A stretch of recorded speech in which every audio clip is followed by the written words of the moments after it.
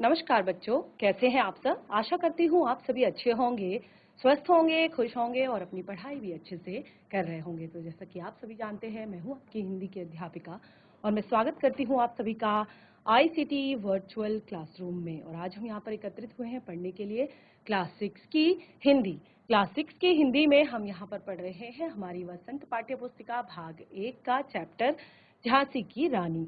तो हमने अपने इस पाठ को लास्ट सेशन में ही स्टार्ट कर दिया था और यहाँ पर ये इस पाठ को पढ़ने से पहले हमने यहाँ पर झांसी की रानी जो ये कविता यहाँ पर लिखी गई है, इसकी जो कवयित्री है सुभद्रा कुमारी चौहान जी, उनके विषय में भी मैंने आपको बताया था और झांसी की रानी के विषय में भी बताया था। यानी कि काफी सारी चीजें इस कविता के विषय में हम अपने जो लास्ट सेशन में हमने शुरुआत की थी कविता की, उसमें हमने डिस्कस कर लिया था। तो ये चीजें मैंने आपको बताई थी कि कुछ जरूरी चीजें जो है आपने लिखना है, अपनी कॉपी में नोट डाउन करना है और उसके बाद आपने यहाँ पर ये सारी चीजें एक तरह से पढ़नी है। तो देखिए, सबसे पहले मैंने यहाँ पर शुरुआत की थी पहले काव्यांश से। जो पहला काव्यांश यहाँ पर लिखा था उसको हमने पढ़ा और मैंने आपको समझाया कि क्या है ये। तो देखिए, सिंहासन हिल उठे राजवंशों ने भ्रुकुटी तानी थी, बूढ़े भारत में फिर से आई नई जवानी थी। तो देखिए, ये किस टाइम की बात है? ये बात है 1857 की, जब हमारे देश में ब्रिटिश शासन के खिलाफ जो है क्रांति प्रारंभ हो चुकी थी। यानी कि इससे पहले भी क्रांतियां हो रही थी, इससे पहले भी सभी लोग उनका विरोध कर रहे थे, लेकिन उससे पहले जो चीजें हो रही थी वो सब छुप छुप के हो रही थी। यानी कि उनके खिलाफ जो है षड्यंत्र जो रचा जा रहा था वो छुप के रचा जा रहा था। लेकिन 1857 के बाद ये फिर आमने सामने की लड़ाई बन गई। इसने एक बहुत बड़ी क्रांति का रूप ले लिया और एक तरह से ये ज्वाला जो है पूरे देश में भड़क उठी। तो उसी टाइम की ये कहानी कविता यहाँ पर लिखी गई है। सिंहासन हिल उठे राजवंशों ने भ्रुकुटी तानी थी, बूढ़े भारत में आई फिर से नई जवानी थी। अब देखिए, मैंने आपको बताया था कि बूढ़ा भारत क्यों कहा था। बूढ़ा भारत यानी कि जो अब कुछ भी करने में असमर्थ है, यानी कि वो पूरी तरह से, क्योंकि सन 1600 में ही जो अंग्रेज थे, जो ब्रिटिश थे, वो आ गए थे हमारे देश पर व्यापार करने के बहाने से। सन 1600 में वो आ गए थे और 1600 से देखिए पूरे 100-150 साल का उन्होंने वक्त जो है पूरा यहाँ पर बिता दिया था और काफी कुछ चीजें जो है उन्होंने अपने अधीन कर दी थी। राजाओं को आपस में लड़ाकर, एक दूसरे में फूट डालकर, बहुत सारी चीजें ऐसी करके उन्होंने क्या कर दिया था, हमारे देश के लोगों को अपने अधीन कर लिया था, अपना एक तरह से गुलाम बना लिया था।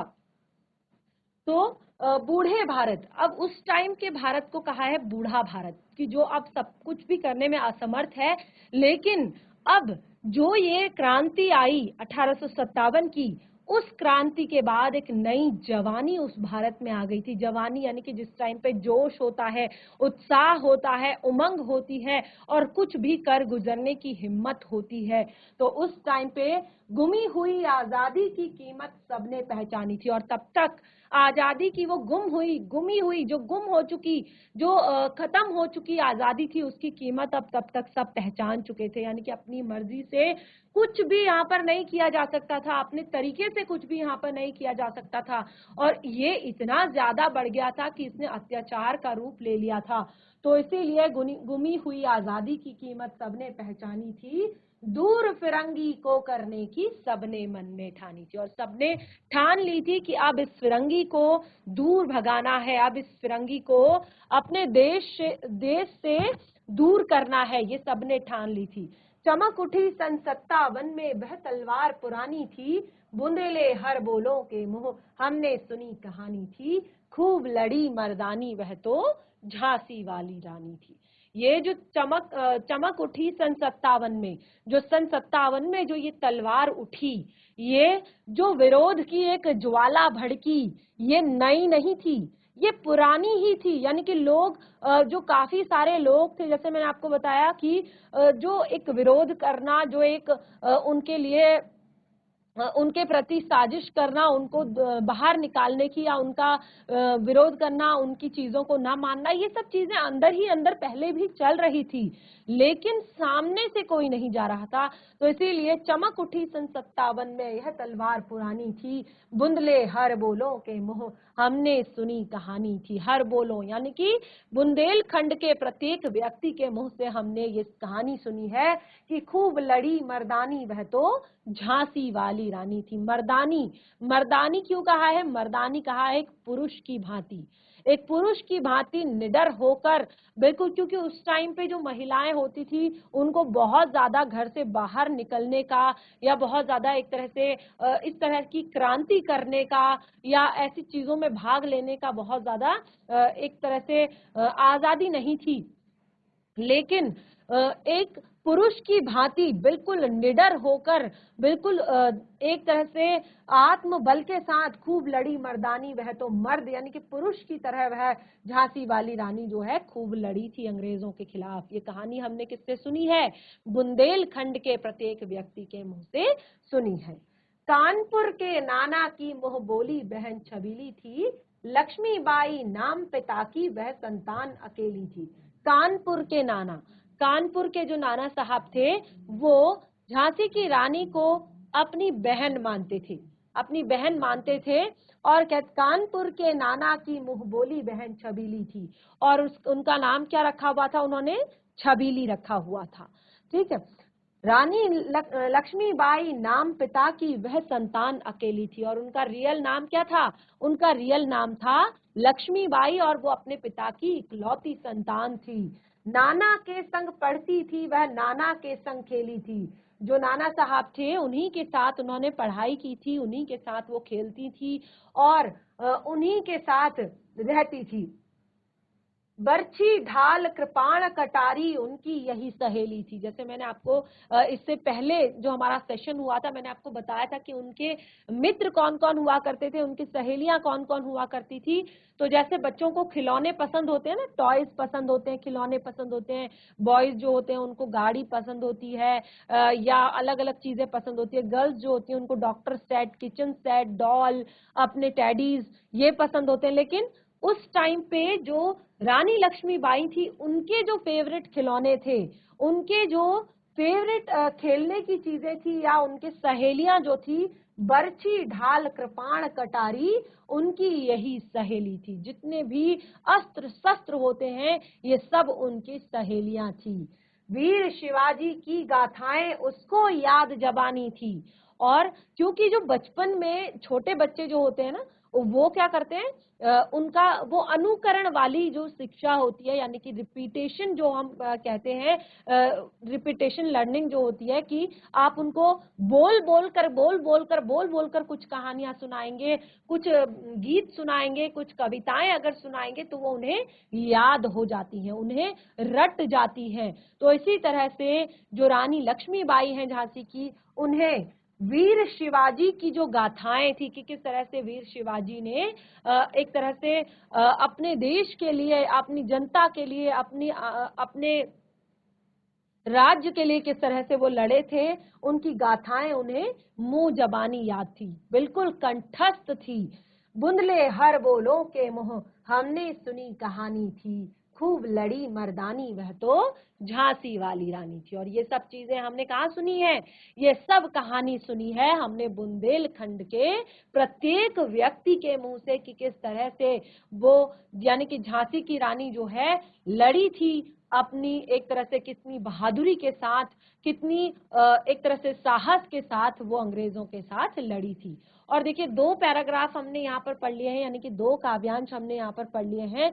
तो ये जो कविता है ये आप लोगों को भी बिल्कुल मुंह जबानी याद होनी चाहिए, यानी कि आपको बिल्कुल एक तरह से, आप भले ही दो काव्यांश करके याद कीजिए, लेकिन ये कंठस्थ होनी चाहिए, ये आपको पूरी रटी होनी चाहिए बिल्कुल अच्छे से।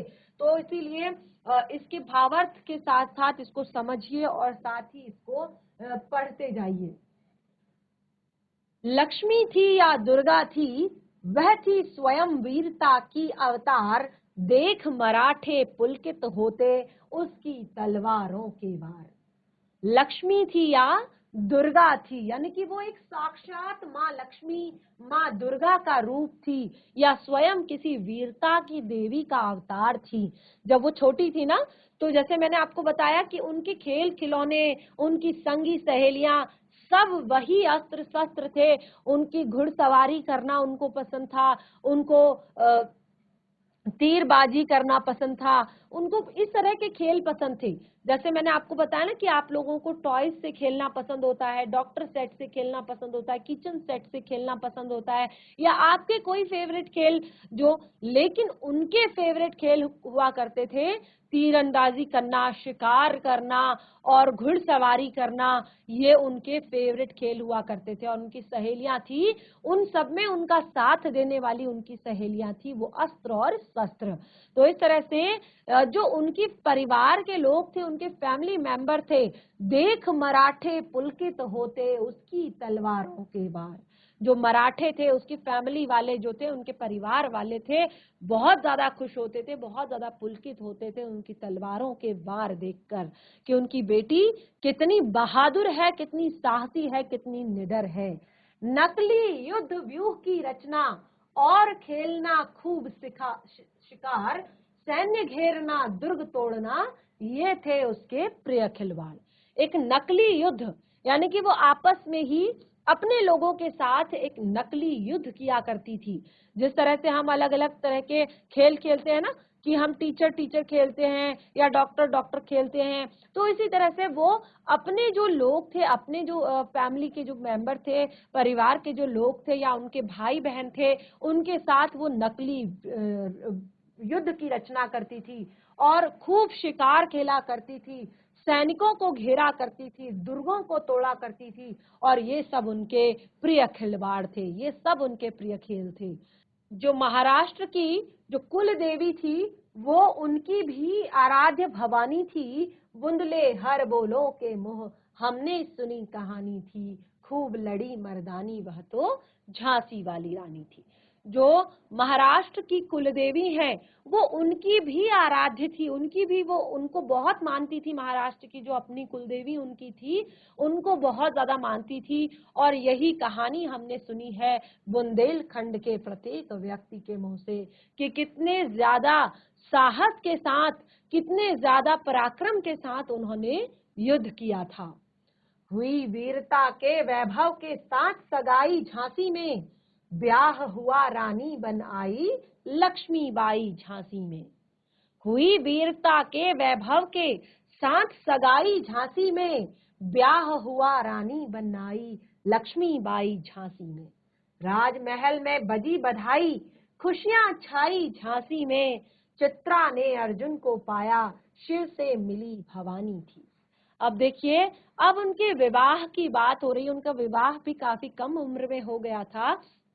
उनका विवाह हुआ था झांसी के राजकुमार से।